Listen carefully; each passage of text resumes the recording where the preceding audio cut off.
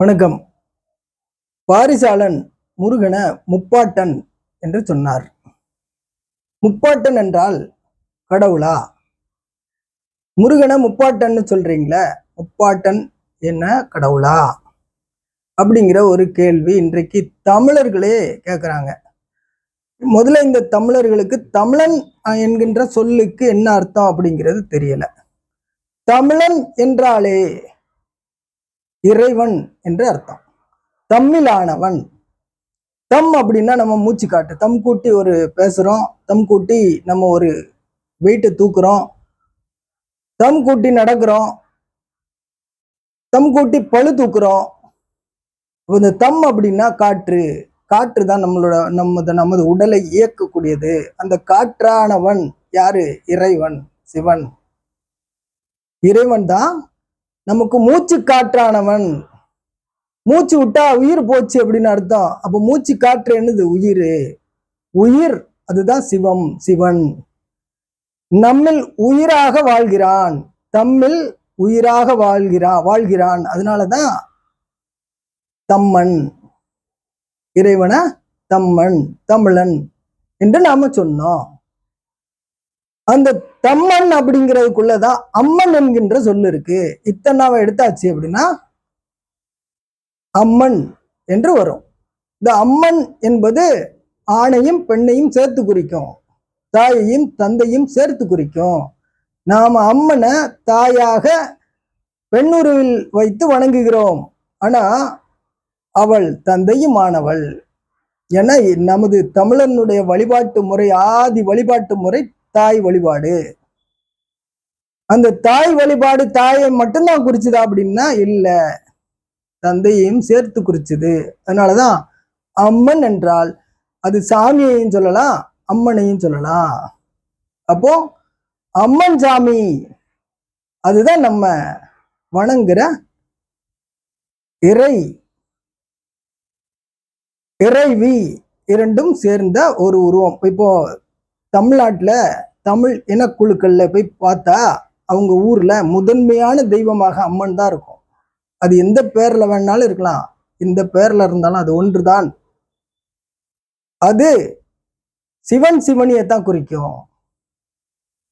அப்ப தமிழன் என்றாலே இறைவன் அப்படின்னு அர்த்தம். தமிழன்னை என்றாலே இறைவி என்ற அர்த்தம். முப்பாட்டன் அப்படின்னா ஏற்கனவே அவன் தமிழன். முப்பாட்டன் அப்படின்னா பாட்டன் என்பது நமது மூலவன்.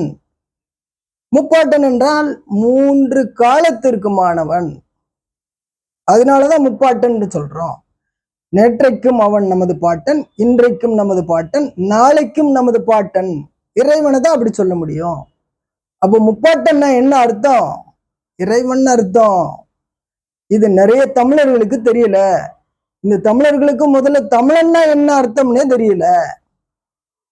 நாதப்பறையன், நாத தம்மன், நாத தமிழன் எப்படி சொன்னாலும் அது இறைவனை குறிக்கும். அந்த இறைவன் யார் அப்படின்னா சூரியன். ஏன்னா உயிர்களின் மூலவன் சூரியன் தான். அவன் சுயம்பன்.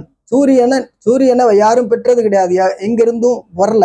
ஆனா சூரியன்ல இருந்து சந்திர, குரு, ராகு, புதன், சுக்கிரன், கேது, சனி, செவ்வாய் என்கின்ற அந்த சூரிய குடும்பத்துல உள்ள 8 கோளங்களும் வந்துச்சு. அதுல ஒரு கோளான பூமியில தான் நாம இருக்கிறோம். நமக்கு வாழ்வளிக்கிறது யார் அப்படின்னா சூரியன் தான். அவன் தான் செங்கதிர்களை பாய்ச்சி, வெள்ளொளிய பாய்ச்சி இந்த பூமியில இந்த உயிர்கள், பல்லுயிர்கள் வாழக்கூடிய ஒரு சூழலை ஏற்படுத்தி கொடுக்கிறது யாரு? சூரியன்.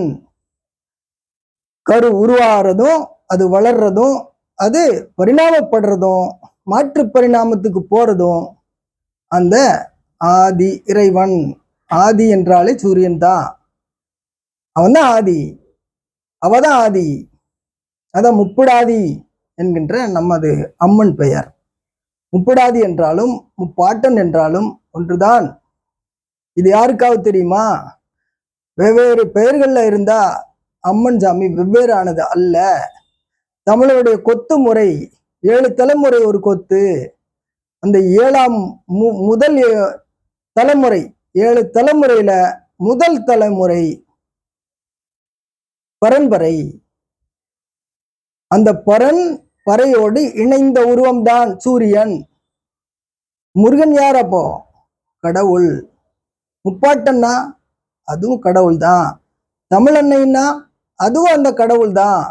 இது எல்லாம் குறிக்கிறது எதை? சூரியனை, பரபஞ்ச மூலவனை. இதைத்தான் குறிக்குது.